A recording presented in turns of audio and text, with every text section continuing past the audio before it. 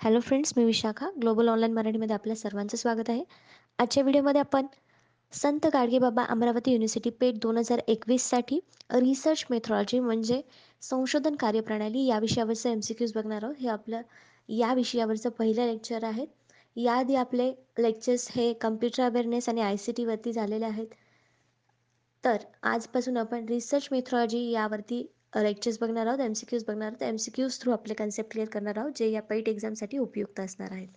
Lecture सुरू करायला जे स्टुडंट्स या PhD एंट्रन्सला अपियर होत आहेत त्यांच्यासाठी एक गुड न्यूज आहे किंवा चांगली गोष्ट अशी आहे की आमच्याकडे या पेटसाठी कंप्लीट कोर्स अवेलेबल आहे, ज्यामध्ये तुम्हाला फुल सिलॅबस व्हिडिओ लेक्चर्स, फुल सिलॅबस नोट्स इंग्लिश आणि मराठी दोन्ही लँग्वेजमध्ये, फुल सिलॅबस 20 टेस्ट. सराव किती आवश्यक आहे हे आपल्याला माहिती आहे, त्यासाठी या या सिलॅबसवरती 20 टेस्ट आम्ही तुम्हाला देत आहोत. शिवाय कंप्लीट गायडन्स मिळणार आहे तुम्हाला PhD ॲडमिशनवरती. ह्या कोर्स जॉईन करण्यासाठी फक्त दिलेल्या व्हॉट्सअप नंबरवरती मेसेज करायचा आहे, ज्याची फीस फक्त 499 रुपये आहे. फटाफट या कोर्सला जॉईन करा, कारण पेट एक्झाम 25 तारखेपर्यंत रजिस्ट्रेशन आहे. त्याच्यानंतर एक्झाम कधीही येऊ शकते आणि आपला अभ्यास कंप्लीट असायला पाहिजे. यासाठी तुम्ही लवकरात लवकर हा कोर्स जॉईन करा. सुरू करूयाच्या प्रश्नांना. पहिला प्रश्न आहे, what is the name of conceptual framework in which the research is carried out? संशोधन करण्याच्या वैचारिक चौकटीचं नाव काय आहे? वैचारिक चौकट इथे का म्हटलेलं आहे? कन्सेप्च्युअल फ्रेमवर्क इथे का म्हटलेलं आहे? नुसतं फ्रेमवर्क म्हटल्यानंतर तिथे आपण एक फ्रेम कुठल्याही प्रकारची असू शकते, पण इथं वैचारिक फ्रेमवर्क म्हटलं म्हणजे आपण विचार करून ठेवतो की अशी अशी आपल्याला बांधणी करायची आहे. ती वैचारिक चौकट म्हणजे संशोधनाची काय आहे, तर त्या वैचारिक चौकट कशाला म्हणतात हा आपला प्रश्न आहे. आपले ऑप्शन्स आहेत, रिसर्च हायपोथेसिस संशोधन गृहीतक, सिनॉप्सिस ऑफ रिसर्च संशोधन सारांश, रिसर्च पॅराडिम म्हणजे संशोधन नमुना, आणि रिसर्च डिझाईन संशोधन डिझाईन ज्याला म्हणतो आपण संशोधन रचना. त्याचं करेक्ट आन्सर आहे डी, रिसर्च डिझाईन संशोधन रचना. कारण आपल्याला हे प्रत्येक वेळी लक्षात ठेवायचं आहे, जेव्हा कन्सेप्च्युअल फ्रेमवर्क हा वर्ड येतो तेव्हा तिथं ते रिसर्च डिझाईनशी रिलेटेड असतो. प्रश्न जो असतो तो आपला रिसर्च डिझाईनशी रिलेटेड असतो, कारण रिसर्च डिझाईनसाठीच आपल्याला एक फ्रेमवर्क बनवावं लागतं. मेंटल किंवा कन्सेप्च्युअल वैचारिक चौकट आपल्याला बनवावी लागते की आपला रिसर्च कसा असणार, आपल्या मेथड्स कुठल्या यूज करायच्या आहेत हे आधी आपल्याला विचार करावा लागतो, नंतर त्या कागदावर उतरवावं लागतात आणि नंतर मग आपल्याला ते इम्प्लिमेंट करावं लागतं आपल्या रिसर्चमध्ये. म्हणून जिथे जिथे फ्रेमवर्क वर्ड येईल तिथे तिथे आपल्याला रिसर्च डिझाईन हा वर्ड लक्षात ठेवायचा आहे किंवा ती कन्सेप्ट इथे आपल्याला लक्षात ठेवायची आहे. मग आपलं करेक्ट आन्सर इथे काय आलेलं आहे? डी.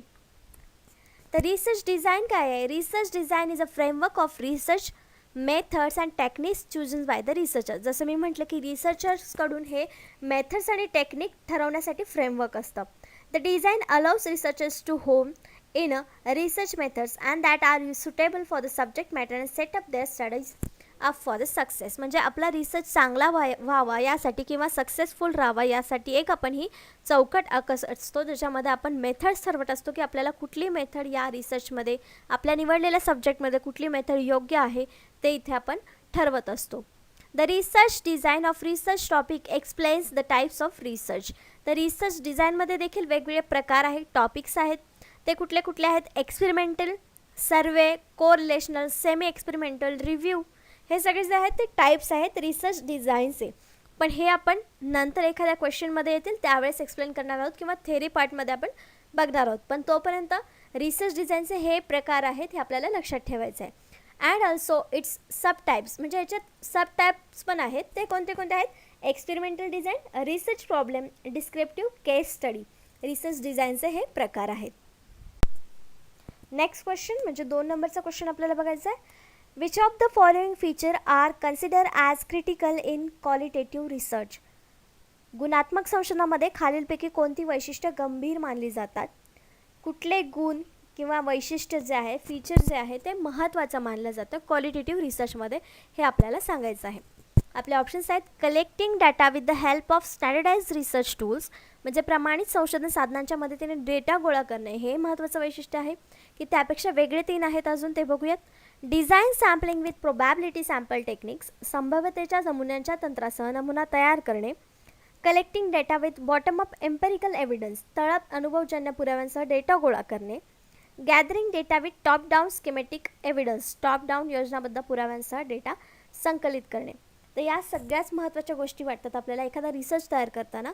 पण क्वालिटेटिव्ह रिसर्चचा महत्त्वाचा गुण काय आहे, तर आपल्या इथे करेक्ट आन्सर असणार आहे C, collecting data with bottom up empirical evidence. का, तर आपल्याला जेव्हा आपण रिसर्च करतो तेव्हा तळापासून ते पूर्ण डोक्यापर्यंत किंवा वरचा जो हाय पॉईंट आहे तिथपर्यंत माहिती गोळा करावी लागते, डेटा कलेक्शन करावं लागतं.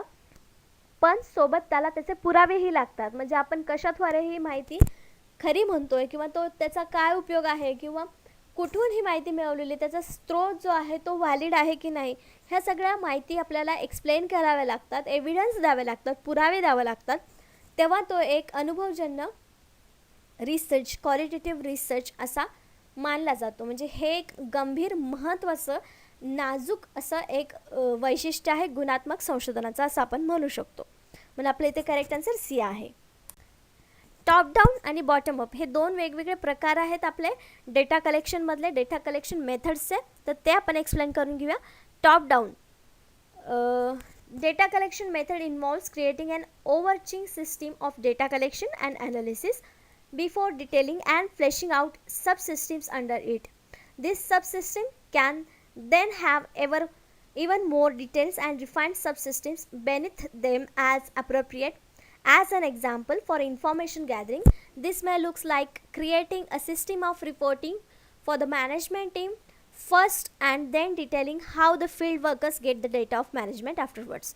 तर टॉप डाऊनमध्ये कसं आहे, जसं मी बॉटम अप सिस्टीममध्ये काय आहे की तळापासून ते वरपर्यंत आपल्याला डेटा कलेक्शन करायचा असतो. तर या उलट टॉप डाऊनमध्ये आहे, म्हणजे सुरुवातीपासून ते तळापर्यंत. जसं एक उदाहरण त्यांनी दिलेलं आहे आपल्याला की एक मॅनेजमेंट टीम आहे ज्याच्यामध्ये मॅनेजर सगळ्यात वरती आहे. डेटा कलेक्शन करताना मॅनेजरला सगळ्यात वरती धरावं लागेल, त्याला आधी विचारावं लागेल, आपली माहिती घ्यावी लागेल त्याच्याकडून. त्यानंतर मग जे काही वर्कर्स आहेत, मॅनेजर, नंतर ज्युनियर मॅनेजर, जे काय आहेत वर्कर्स आहेत, एम्प्लॉई आहे, एंट्रन आहेत, असे वेगवेगळे प्रकार असतात. मग त्यांचासुद्धा समावेश त्याच्यामध्ये होतो. पण कसा, टॉप डाऊन, म्हणजे मॅनेजरपासून ते एंटर्नपर्यंत. नंतर काय आहे, बॉटम अप. जसं टॉप डाऊन आहे तसंच बॉटम अप आहे. मग बॉटम अपमध्ये काय असणार आहे, तर वर्करपासून स्टार्टिंग करणार आपण ते मॅनेजरपर्यंत पोहोचणार डेटा कलेक्शनच्या मेथडमध्ये. तरी पण आपण बघूया. Bottom up data collection methods involve piecing together system at the field level to give rise to more complex system further up the information ladder, in the process making this original system subsystem within the final design. This requires the elementary of bottom rung systems to be splashed out in a great detail before connecting them together to form the largest system. Using the information gathering example, this would look like first creating a data gathering model for the field worker and then deciding how the data will be transferred to the management team. त्याच्यामध्येच आपण जसं सांगितलं की मॅनेजमेंटचे एक उदाहरण घेतलं, तसेच इथे वर्करपासून स्टार्ट केलं आणि मॅनेजमेंट टीमपर्यंत आपण पोहोचलो बॉटम अप सिस्टीममध्ये. हे दोन वेगवेगळे डेटा कलेक्शनच्या मेथड आहेत, top down and bottom up. Next question, third नंबरचा, how is random sampling helpful. यादृच्छिक सॅम्पलिंग कसे उपयुक्त आहे. आपल्याला माहिती आहे की सॅम्पलिंगचे वेगवेगळे प्रकार आहेत प्रोबॅबिलिटी आणि नॉन प्रोबॅबिलिटी सॅम्पलिंगमध्ये. तर हा एक प्रकार आहे रँडम सॅम्पलिंग. तो कसा उपयुक्त ठरतो. आपल्या ऑप्शन्स आहेत रिजनेबली ॲक्युरेट, अगदी अचूक असतो म्हणून, and economical method of data collection, data collection करण्याची एक आर्थिक पद्धत आहे, फ्री फ्रॉम पर्सनल बायस, वैयक्तिक पक्षपातीपासून मुक्त आहे, आणि D all of the above आहे. तर इथे रँडम सॅम्पलिंग म्हणजे काय की रँडम एखादा म्हणजे कुठलाही एक सॅम्पल निवडायचा, जो अवेलेबल असेल त्याच्यातून कुठलाही एखादा आपल्याला निवडायचा आहे सॅम्पल. म्हणजे समजा 10 व्यक्ती आहेत जे आपल्याला एखादा गोष्ट म्हणजे शाळेतल्या शिक्षणाविषयी आपल्याला डेटा कलेक्शन करताना त्यांचं मत काय आहे हे आपल्याला जर गोळा करायचं असेल, तर त्यामध्ये 10 व्यक्तींची मतं वेगवेगळी असतील. मग 10 मतांची 10 सॅम्पल्स घेण्याची गरज नाही आहेत. त्यातले आपण 3-4 घेतले, एक 2 नंबरचा, नंतर 5 नंबरचा, नंतर 7 नंबरचा, असे 2-4 जर सॅम्पल घेतले तर ते रँडम सॅम्पलिंग होणार. 10च्या 10 न घेता त्यातले फक्त सिलेक्टिव्ह रँडम सॅम्पल्स आपण सॅम्पलिंगसाठी घेणार आहोत रिसर्चसाठी. त्याला आपण रँडम सॅम्पलिंग म्हणतो. याला आपण डिटेलमध्ये बघू. पण याचं करेक्ट आन्सर आहे D all of the above. का, तर रँडम सॅम्पलिंग जसं मी सांगितलं की जे अवेलेबल आहेत त्याच्यातून आपल्याला निवडायचे असतात, म्हणून ते अगदी अचूक देखील असतात. अँड इकॉनॉमिकल मेथड आहे, म्हणजे डेटा संकलनाची एक आर्थिक पद्धत आहे, कारण त्याच्यामध्ये जास्त सर्च करावं लागत नाही किंवा ट्रॅव्हलिंग खर्च आपल्याला तिथे पडत नाही, म्हणून ही एक आर्थिक म्हणजे कमी पैशामध्ये होणारी सॅम्पलिंग आहे. फ्री फ्रॉम पर्सनल बायस, वैयक्तिक पक्षपातीपासून मुक्त आहे, कारण कुठलाही एखादा व्यक्ती घेतो तिथे आपलं मत नसणार आहे, जो व्यक्ती समोर आपल्याला येणार आहे ती सॅम्पलिंगसाठी आपल्याला उपयोगी येणार आहे. म्हणून इथे तिन्ही ऑप्शन्स जे आहेत आपले ते करेक्ट आहेत, तिथे आपल्याला उपयुक्त आहेत, म्हणून आपलं करेक्ट आन्सर तिथे आलेला आहे D, all of the above वरील सर्व. Random sampling is a part of sampling technique in which a sample has equal probability of being chosen. A sample chosen randomly is meant to be an unbiased representation of total population. जे वैशिष्ट्य आपण आपल्या प्रश्नाच्या ऑप्शन्समध्ये बघितली तीच वैशिष्ट्य आपल्याला इथे सांगितलेलं आहेत रँडम सॅम्पलिंगची, की हे एक टेक्निक आहे जे प्रोबॅबिलिटी इक्वल प्रोबॅबिलिटी असते, म्हणजे कुठल्याही व्यक्तीची निवड होण्याची याच्यामध्ये शक्यता असते, की फक्त एकाच ग्रुपचा व्यक्ती तिथे आला पाहिजे असं नाही, तर तिथे प्रोबॅबली रँडमली आपण व्यक्ती सिलेक्ट करू शकतो रिसर्चसाठी सॅम्पल म्हणून. पण याचाच अर्थ हे कशामुळे म्हणजे अनबायस असण्याचे पक्षपातीपणा इथे होऊ शकत नाही, कारण ते आपण रँडमली चॉईस करतो. अशा प्रकारे रँडम सॅम्पलिंग आपण एक्सप्लेन करू शकतो की रँडम सॅम्पलिंग काय आहे. ते एक टेक्निक आहे प्रोबॅबिलिटी सॅम्पलिंगचं. प्रोबॅबली त्याच्यामध्ये चूज होऊ शकतात एक सॅम्पल्स आणि अनबायस असतं. नेक्स्ट क्वेश्चन बघतो आपण 4 नंबरचा. Research intents to explore the result of possible factors for the organisation of effective mid day meal intervention which research method will be the most appropriate for this study. एक संशोधन प्रभावीपणे mid day जेवण हस्तक्षेपांच्या संस्थेच्या संभाव्य घटकांच्या परिणामांचा शोध घेण्याचा विचार करते, तर या अभ्यासासाठी कोणती संशोधन पद्धत सर्वात योग्य असेल, असा आपला प्रश्न आहे. आपल्याला मिड डे मील माहिती आहे. मिड डे मील जी स्कीम होती, स्कूल्समध्ये जे स्टुडंट्स आहेत त्यांना पोषक आहार मिळावा यासाठी स्कूलमध्ये इंटरव्हलमध्ये जेवण दिलं जायचं. आता लॉकडाऊनमुळे शाळा तर बंद आहेत, पण त्यांच्या अंतर्गतच काही स्टुडंट्सच्या अकाउंटवरती पैसे जमा करण्याची स्कीम गव्हर्नमेंटने काढलेली आहे. मिड डे मीलच्या बदल्यात म्हणता येईल किंवा त्याच्या अंतर्गत म्हणता येईल. पण हे मिड डे मीलचं जेव्हा आपल्याला परिणामांचा अभ्यास करायचा आहे तेव्हा कुठली संशोधन पद्धत आपल्याला इथे योग्य ठरणार आहे हे सांगायचं आहे. तर ऑप्शन्स आहेत डिस्क्रिप्टिव्ह सर्वे मेथड्स, वर्णनात्मक सर्वेक्षण पद्धत, हिस्टोरिकल मेथड, ऐतिहासिक पद्धत, एक्स पोस्ट फॅक्टो मेथड, आधीची post facto method, experimental method, प्रायोगिक पद्धत. तर इथे करेक्ट आन्सर आहे आपला C, ex post facto method. Ex post facto method इथे का आलं आपलं आन्सर, कारण इथे एक स्कीम लागू झालेली आहे ऑलरेडी, त्याच्यावरती काम चालू आहे, पण त्याच्या परिणामांचा अभ्यास आपण फ्युचरमध्ये करतो आहे. मग त्याच्या परिणामांचा अभ्यास आपण करतो आहे, तर तो एक्स पोस्ट फॅक्टो मेथड असणार आहे, एक्स पोस्ट फॅक्टो रिसर्च असणार आहे, म्हणून आपल्या इथे करेक्ट आन्सर सी आलेला आहे. मग आपण बोलू शकतो की हिस्टोरिकल मेथड का नाही, ती हिस्ट्री नाही आहे, घडून गेलेली घटना नाही आहे, कंटिन्यू होती आहे, पण आधीपासून होती आहे, त्याच्या परिणामांचा अभ्यास करतोय आपण, म्हणून ते एक्स पोस्ट फॅक्टो मेथड इथे आहे. Ex post facto study or after the fact research is category of research design in which the investigation starts after the fact has occurred without interference from the researchers. The majority of social research in context which it is not possible to acceptable to the manipulate and characteristics of human participants is based on ex post facto research design. तर x post फॅक्टोचं वैशिष्ट्य असं आहे की हे fact जसेच्या तसं मांडतं, ह्याच्यामध्ये human interference काय नसतो किंवा होण्याचे चान्सेसही कमी असतात. म्हणजे आपली मिड डे मीलची जी स्कीम आहे त्याचा परिणाम आपल्याला आत्ता या प्रेझेंट डेमध्ये दिसतो आहे आणि आपण मागच्या एक्स पोस्ट फॅक्टोवरून त्याचे परिणाम काढतोय, म्हणजे त्याच्यामध्ये कुठलाच इंटरफिअरन्स नसणार आहे. जो ऑलरेडी त्याच्यावरचा परिणाम दिसून आलेला आहे तोच आपल्याला इथे आपल्या रिसर्चमध्ये मांडावा लागणार आहे. कुठलाही व्यक्ती किंवा व्हेरिएबल त्याच्यामध्ये मॅनिप्युलेशन करू शकत नाही, हे त्याचं कॅरेक्टरिस्टिक्स आहे. अशा प्रकारे आपण एक्स पोस्ट फॅक्टो काय आहे किंवा x post facto research design काय आहे हे आपण सांगू शकतो. नेक्स्ट क्वेश्चन आहे 5th नंबरचा. In order to pursue the research which of the following is priorly required. संशोधनासाठी पुढीलपैकी कोणत्या गोष्टीची पूर्तता करणे आवश्यक आहे, म्हणजे संशोधनासाठी खालीलपैकी कुठली गोष्ट सर्वात आवश्यक आहे. ऑप्शन्स आहेत डेव्हलपिंग अ रिसर्च डिझाईन, संशोधन डिझाईन विकसित करणे, फॉर्म्युलेटिंग अ रिसर्च क्वेश्चन, संशोधन प्रश्न तयार करीत आहे, deciding about the data analysis procedure, data विश्लेषण प्रक्रियेबद्दल निर्णय घेत आहे, फॉर्म्युलेटिंग अ रिसर्च हायपोथेसिस, संशोधक गृहीतक बनवणे. तर इथे आपल्याला कुठली गोष्ट सर्वात आवश्यक आहे हा प्रश्न आहे. तर हायपोथेसिस, डेटा ॲनालिसिस ह्या सगळ्या नंतरच्या स्टेप्स आहेत रिसर्चच्या. पण सगळ्यात पहिले आपल्याला डिझाईनच्या पण अगोदर आपल्याला क्वेश्चन पाहिजे. कारण समस्याच नसेल आपल्यासमोर, आपल्याकडे समस्या नसेल तर आपण रिसर्च कशावर करणार, हो ना. म्हणून तिथे क्वेश्चन आपल्याला आधी फॉर्म करता आला पाहिजे, प्रश्न तयार करता आला पाहिजे. म्हणजे ही आपली सगळ्यात बेसिक नीड आहे रिसर्चसाठीची. मग इथे आपलं करेक्ट आन्सर काय येणार आहे? बी, फॉर्मॅटिंग अ रिसर्च क्वेश्चन. संशोधन प्रश्न तयार करत आहे, हा आपला इथे आवश्यक घटक आहे संशोधनासाठीचा. What is research problem? Research problem म्हणजे काय? It refers to some difficulty which a researcher experience in the context of either theoretical or practical situation and wants to obtain a solution for the same. A research problem can be simply defined as a statement that identifies the problem or situation to be studied.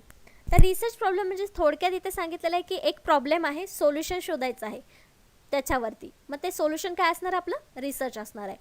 तर research प्रॉब्लेमला आपण statement म्हणून घेऊ शकतो, ज्याच्यावर आपल्याला solution शोधायचं आहे. कुठल्याही सिच्युएशनचा प्रॉब्लेम सॉल्व्ह करण्यासाठी ते स्टेटमेंट आवश्यक असतं.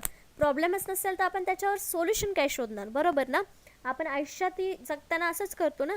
जर एखादी समस्या समोर आली तरच त्याच्यावर सोल्युशन शोधतो. डायरेक्ट सोल्युशन शोधायला जातो का आपण? नाही. मग इथं देखील पहिली स्टेप रिसर्चची काय आहे? रिसर्च प्रॉब्लेम सर्च करणं किंवा रिसर्च प्रश्न तयार करणं. नेक्स्ट क्वेश्चन आहे 6th. Which one among the following statement is falls in the context of participatory research? सहभागी संशोधनाच्या संदर्भात खालीलपैकी कोणते विधान चुकीचे आहे हे विचारलेलं आहे. नेहमी पेपर सॉल्व्ह करताना, कुठल्याही एक्झामला जाताना आपल्याला प्रश्न नीट वाचायचा असतो. करेक्ट आन्सर आपल्या जवळच असतं, ओळखीचं असतं, पण आपण प्रश्न चुकीचा वाचतो म्हणून आपण उत्तरही चुकीचं देतो. मग इथं आपल्याला काय प्रश्न विचारलेला आहे की कोणतं विधान चुकीचं आहे. म्हणजे त्यातले 3 विधानं बरोबर आहेत आणि एकच चुकीचं आहे, ते कोणतं आहे ते आपल्याला सांगायचं आहे. ऑप्शन्स आहेत. It recognize knowledge as a power, हे ज्ञानाला सामर्थ्य म्हणून ओळखतं. It is collective process of enquiry, ही चौकशीची सामूहिक प्रक्रिया आहे. It emphasizes people as a expert, हे तज्ज्ञ म्हणून लोकांना जोर देते किंवा ओळख देते. It's sole purpose is the production of knowledge, त्याचा एकमात्र उद्देश ज्ञानाची निर्मिती आहे. सगळेच बरोबर वाटत आहेत आपल्याला संशोधनाबद्दल.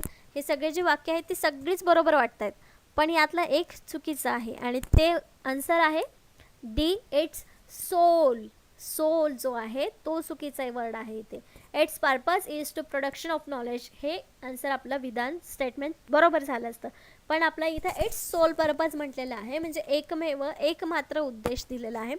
तर याचा एकमात्र उद्देश हा नाही, याचे अनेक उद्देश आहेत. जे आपण वरती बघितले ते सुद्धा त्याचे उद्देशच आहेत असं आपण म्हणू शकतो. म्हणून आपल्या इथं करेक्ट आन्सर काय आलेलं आहे? डी, हे विधान चुकीचं आहे. सहभागी संशोधन, participatory रिसर्चच्या कॉन्टेक्स्टमध्ये. The researcher work with the members of the community to understand and resolve the community problems, to empower community members, and to democratize research. The methods of participatory research includes group discussions of personal experience, interviews, surveys, analysis and public documents. तर participatory research म्हणजे आपल्याला माहिती आहे की सगळे participate करून तिथं research होतो आणि त्यामध्ये कुठल्या कुठल्या मेथड्स यूज होतात. तर group discussion, personal experience, interviews, surveys, analysis of public documents, या सगळ्याचा तिथे वापर होतो पार्टिसिपेटरी रिसर्चमध्ये. नेक्स्ट क्वेश्चन आहे 7th नंबरचा. What does the longitudinal research approach actually deal with? रेखांशाचा संशोधन दृष्टिकोन प्रत्यक्षात कशाचा सामना करतो? ऑप्शन्स आहेत. लॉंग टर्म रिसर्च, दीर्घकालीन संशोधन, शॉर्ट टर्म रिसर्च, अल्पकालीन संशोधन, हॉरिझॉन्टल रिसर्च, क्षैतिज संशोधन, नन ऑफ द अबोव, वरीलपैकी काहीही नाही. त्याचं करेक्ट आन्सर आहे ए, लॉंग टर्म रिसर्च, दीर्घकालीन संशोधन. का ते आपण समजून घेऊया.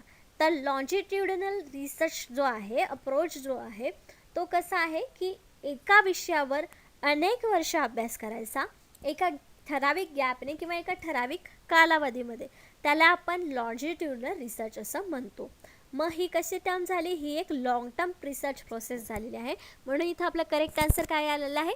ए, लॉंग टर्म रिसर्च.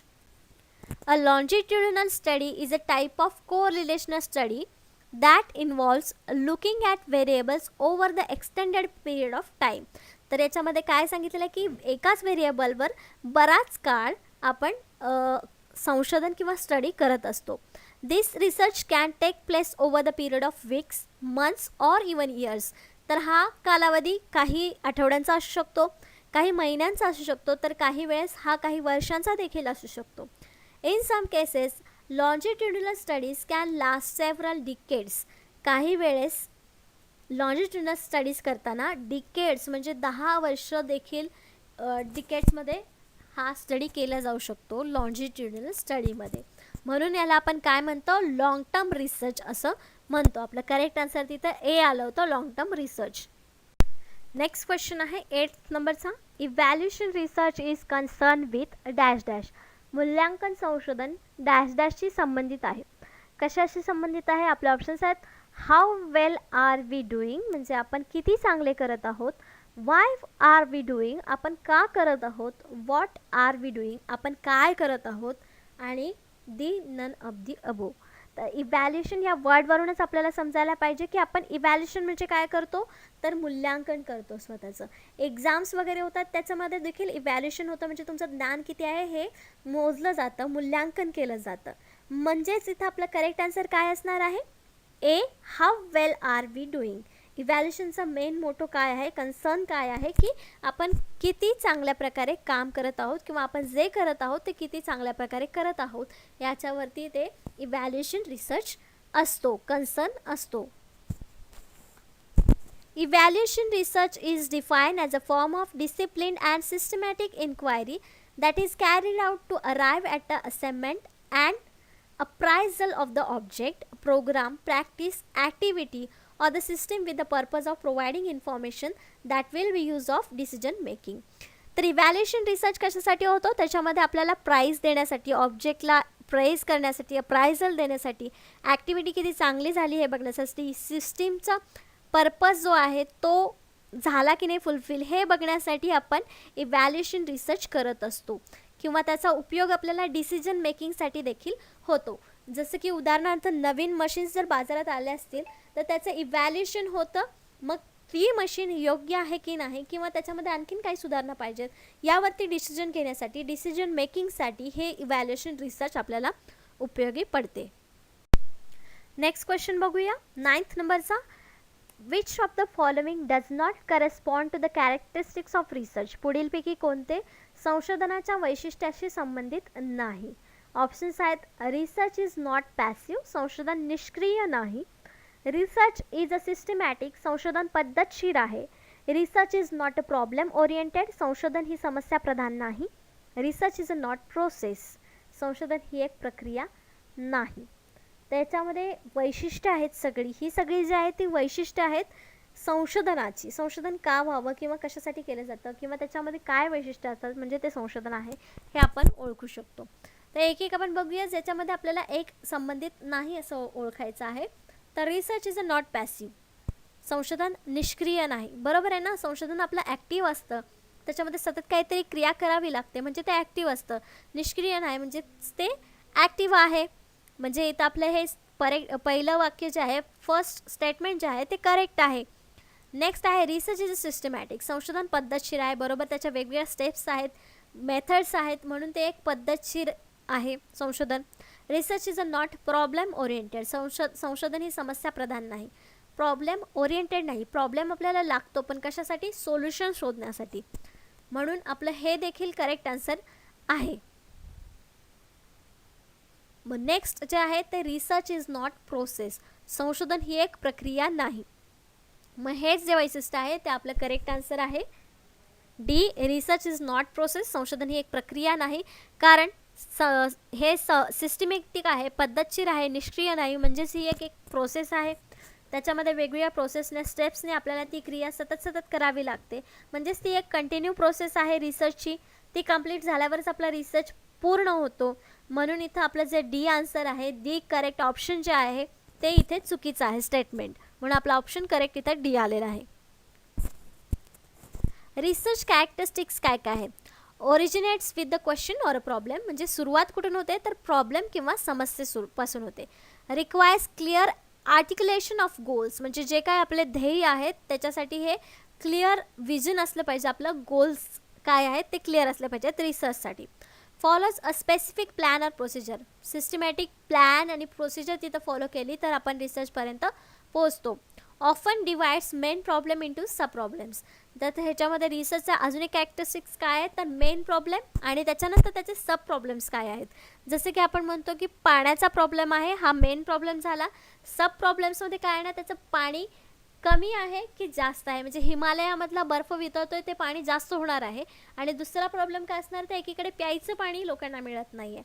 हे दोन सब प्रॉब्लेम्स असणार आहेत मेन प्रॉब्लेमचे. हे देखील एक रिसर्चचं कॅरेक्टरिस्टिक्स आहे. Guided by the specific problem, question or the hypothesis. तर ते एक स्पेसिफिक प्रॉब्लेम जो आहे तो क्वेश्चन, हायपोथेसिस या गोष्टींनी दर्शवतो किंवा गाईड करत असतो. Except certain critical assumptions. आपण काही काही अझम्पशन्स करत असतो रिसर्चमध्ये, हे एक आपलं कॅरेक्टरिस्टिक्स आहे. Requires collection and interpretation of data. ह्याच्यामध्ये कलेक्शन डेटाचं आणि इंटरप्रिटेशन डेटाचं आवश्यक असतं, कारण त्यावरच आपला रिसर्च खरा किती आहे, व्हॅलिड किती आहे हा ठरत असतो. तर अशी काही आपली रिसर्चचे कॅरेक्टरिस्टिक्स म्हणजे रिसर्चची वैशिष्ट्ये आहेत ती आपण एक्सप्लेन करू शकतो. नेक्स्ट क्वेश्चन 10वा. Which of the following options are the main task of research in modern society. आधुनिक समाजातील संशोधनाची मुख्य कामे कोणती आहेत किंवा मुख्य कार्य कोणते आहेत. Options: to learn new things, नवीन गोष्टी शिकण्यासाठी. To keep pace with the advancement in knowledge, ज्ञानाच्या प्रगतीमध्ये गती ठेवण्यासाठी. To systematically exam and critically analyse the investigation sources with the objective, उद्देशाने तपासणी स्रोतांचे पद्धतशीरपणे परीक्षण करणे आणि त्याचे विश्लेषण करणे. डी ऑल ऑफ दी अबो. तर आपलं इथं करेक्ट आन्सर असणार आहे डी ऑल ऑफ दी अबो. हे सगळेच उद्देश आपल्याला संशोधनासाठी आवश्यक आहेत किंवा मुख्य कार्य आहेत संशोधनाचे असं आपण म्हणू शकतो. म्हणून इथं आपलं करेक्ट आन्सर डी आलेलं आहे. तिन्ही गोष्टीवरची मुख्य कार्य जे आहेत ते आधुनिक समाजामध्ये संशोधनाचे आहेत असं आपण म्हणू शकतो. तर इथे अजून काही कार्य दिलेले आहेत टू मॉडर्न सोसायटीमध्ये रिसर्चची. ते असे आहे: to keep pace with the advancement in knowledge, जे आपण आत्ता बघितलं. टू डिस्कवर न्यू थिंग्स, नवीन गोष्टी शोधण्यासाठी देखील हे रिसर्च आवश्यक आहे मॉडर्न सोसायटीमध्ये.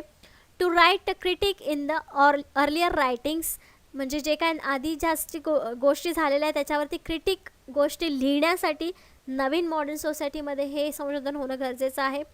To systematically examine and critically analyse the investigation source with the objectivity, जो आपण मागे बघितला आहे पॉईंट. आणि हे चारही जे ऑप्शन्स आहेत ते बरोबर आहेत, म्हणजे तिन्ही ऑप्शन आपले करेक्ट आहेत. तिन्ही कार्य मॉडर्न सोसायटीमध्ये संशोधन करत असतो, म्हणून आपलं करेक्ट आन्सर डी आलं होतं ऑल ऑफ दी अबो.